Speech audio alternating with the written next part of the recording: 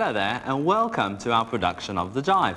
I'd like to welcome you on behalf of Himawari Videos, Karen and myself, to this hour-long program in which we'll include the following on this video. We will be covering the Jive Basic program, which I'm sure you all already know by now, seeing that you've all bought a copy of Bryan and Karen's Basics. We will dance the Jive for you, the basic routine to music. We will then go through the Jive routine, naming all the steps, after which we're going to discuss briefly under the headings of movement, technique, and characteristics of the Jive. Finally, we're going to take the basic routine and we're going to develop it for you. So, pop your shoes on and let's start with the Jive.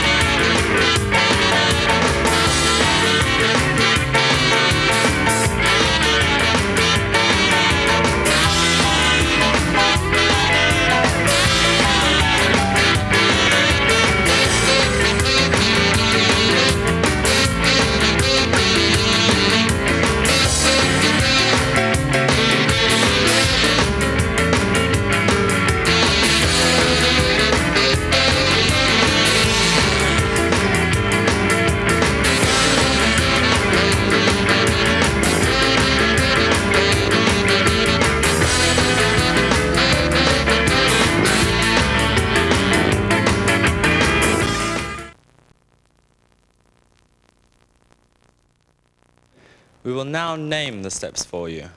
We're going to begin with a little basic in place. A change of place with a double underarm turn. Continuing with an American spin with right to right hand hold.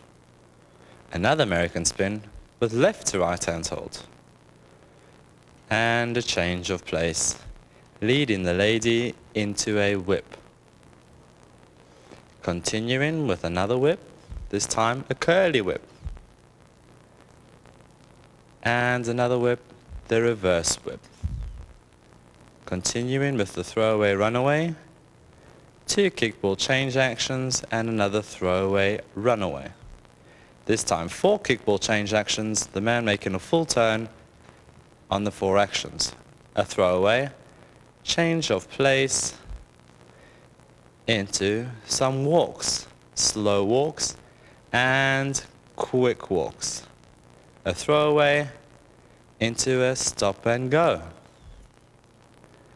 And another change of place followed by a change of hands behind the back and continuing the Jive basic routine with a rolling in of the arm with a spin. One more time, a rolling in of the arm with the spin. The man's going to change hands and do a little boogie woogie action. Boom. Ladies and gentlemen, I hope you have learned those basic routines, because throughout this video we're going to be referring to many principles that we can adapt to these routines to make them much more interesting to dance. So, we're going to now continue this video with our 3 headings: technique, movement, and characteristics. And it's my job to lead you into the technique.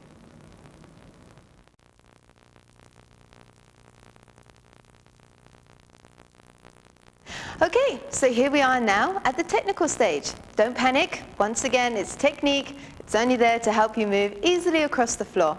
What I need to bring to your attention now are that we are going to be discussing chassés. Okay?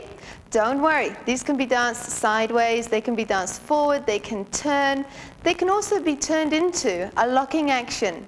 So, with the aid of my partner, let's look more closely at the chassé action. So here we go. As you can see, I've got a pair of feet that are itching to go, so let's start straight away with our Jive chassé.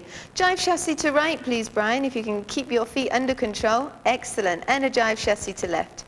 Let's look first of all at the footwork. We've got ball, ball, ball flat. And again, ball, ball, ball flat. Super. You may be allowed to let the heel just kiss the floor. It's not against the technique, but what we're aiming to get is ball, ball, ball flat. That's super. Okay, let's look at it again. Now what I want you to understand is we can start to turn the feet as chassis, and we can start it turning. Please understand that the chassis don't have to be aligned, they don't have to be straight. We can keep them turning in any direction. And if I ask Bryan now, if he does a jive chassis turning but overturns the last step, and he does a chassis and he makes an extra amount of turn, the footwork will change. So now we've got ball, ball, ball. And now we'll do ball, ball, ball flat. That's excellent. So the last thing I need to bring to your attention with regards to the chassis is if we're doing a locking chassis. So if I get Bryan to demonstrate it first, 3 steps once again, locking forward. Excellent. And one more time, locking forward again. La, ta, ta. Let's just look at the footwork of that. If Bryan could demonstrate that once again, we've got ball flat, toe, ball flat. And again, ball flat, toe, ball flat. Let's look at that going backwards. And a locking action back.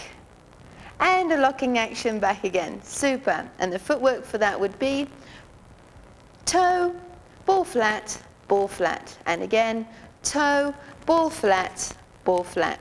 So that brings us to the end of the chassis section. Very important because that is what the jive is constructed of. The last thing we're going to look at is the rock action. The timing of this is quick, quick, and it's danced excessively throughout the jiving routine. So we've got Bryan already demonstrating the jive rock there for you. Quick, quick. Quick, quick. Excellent. What I need to bring to your attention, as the back foot lowers, you'll see a slight release of the front knee. And then we go back onto the front leg again. And the last thing you need to understand is that the knees do not lock.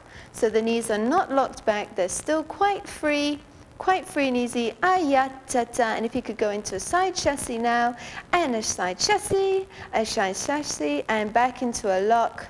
Super. And if we've asked him to control his feet long enough, we'll see if he closes them, and I'll control them, and we'll carry on with just a little bit more technique. So with the aid of my partner, let's look a little bit more at these chassis and compare them to a cha-cha chassis. There's 3 main differences which I'm going to bring to your attention now.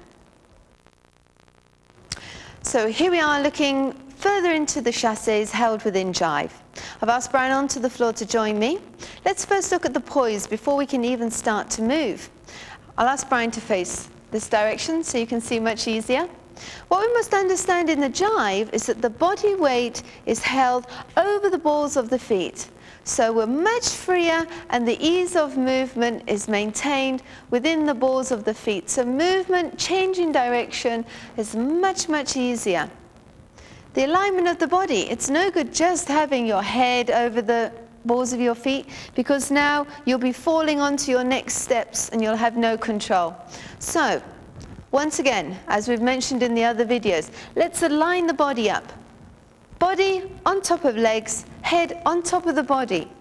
Free and easy. That's what I really need you to understand. There is no restriction. Once we get the body aligned up, all I'm asking you to do is to be holding your body weight over those balls of the feet, and the body is free and easy. So even if we ask Bryan to move the body weight back, we can still have the body weight maintained over the balls of the feet. And that's the priority, thank you, in this jive dance. Okay, I'm now going to discuss the 3 differences between the cha-cha-cha chassis and the jive chassis. Very, very different chassis completely. In the cha-cha-cha, I discussed on the other videos, which I hope you've purchased, the main information with the cha-cha-cha chassis is that the action is flat, okay? What we're doing in the jive chassis is there is a slight bounce. There will be a slight bounce action, and that's because of the timing. So first of all, let's look at the timing of the jive chassis. And it is, if I just ask Bryan to demonstrate, we've got a 1, a 2 timing, and a 1, a 2 timing. So that's 3/4, quarter, 1 timing. Very, very different to the cha-cha-cha timing, which is, if I ask Bryan to demonstrate the cha-cha-cha, half, half, 1. And that is maintained at a flat, consistent level. And once again, and a half, half, 1, finishing with a straight leg. Okay, that's the first difference, is the timing. The second difference is the footwork. So if we now look at the jive chassis, the jive chassis's footwork will be ball, ball, ball flat, and again, ball, ball, ball flat. So if we now look at the cha-cha-cha chassis, we've got ball flat throughout, ball flat, ball flat, ball flat, and again, and ball flat, ball flat, ball flat. So once again, you're seeing a big difference between the jive and the cha-cha-cha. The last important information that makes it very different from the cha-cha-cha is, of course, the hip action. So let me bring your eyes to my partner's hips here. When we're commencing a jive chassis, we're delaying the hip action. So the step commences, but the hip is actually going in the opposite direction. And a 1 and a 2. And as we're going on to the 2, the hip is delayed and it arrives much later to commence the next chassis, a 2. And a 1, a 2, and 1, a 2, a 1, a 2. Now, thank you. If we look now at the cha-cha-cha chassis, you'll see that the hips are moving with the feet. So as the first step of the cha-cha-cha commences, the hip begins to move across. On the second step, the hips are central, and on the third step, the hip is straight on top of the legs. So I hope from that point you can see that there are 3 major differences held within the cha-cha-cha chassis and the jive chassis. So, there we are at the end of our technique. Please remember the 3 differences between the cha-cha chassis and the jive chassis. Please also remember the footwork that we discussed earlier on about all the different traveling chassis, the lock-in chassis. They're all imperative throughout the whole basic routine of our jive choreography. One last thing that I must point out to you, which I did forget to mention earlier, is with that body weight, I know we're doing competitions and I know that we are trying to be the champions, but the body weight in the jive as well as the samba is the most difficult to maintain because we are projecting out to the audience, and the biggest problem that arises that as we're projecting out to the audience, our body weight begins to slip back onto the heels. So please make that a major priority, that you keep your body weight held over the balls of the feet throughout the whole entire dance. Well, that brings me to the end, and without further ado, let's start moving on to movement.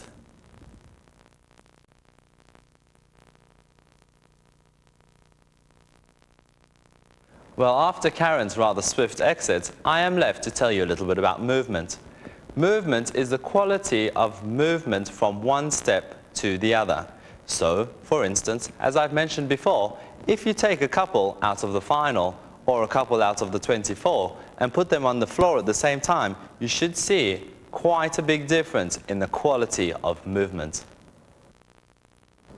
So, as we have already established by listening to Karen's earlier technical part of the video, it is imperative that the body weight is carried much, much more forward in jive. So if I do that one more time for you sideways, instead of just taking my head forward, the body weight is actually forward so that the movement is very, very clear and easy to change directions on the balls of the feet. For instance, I'm sure you've all seen very interesting tennis matches. If somebody is about to serve, the opponent is waiting because they are not sure in which direction the ball is going to come. So for instance, if it comes to my right side, it's very easy to change the body weight to move to the right very quickly, and the same to the left.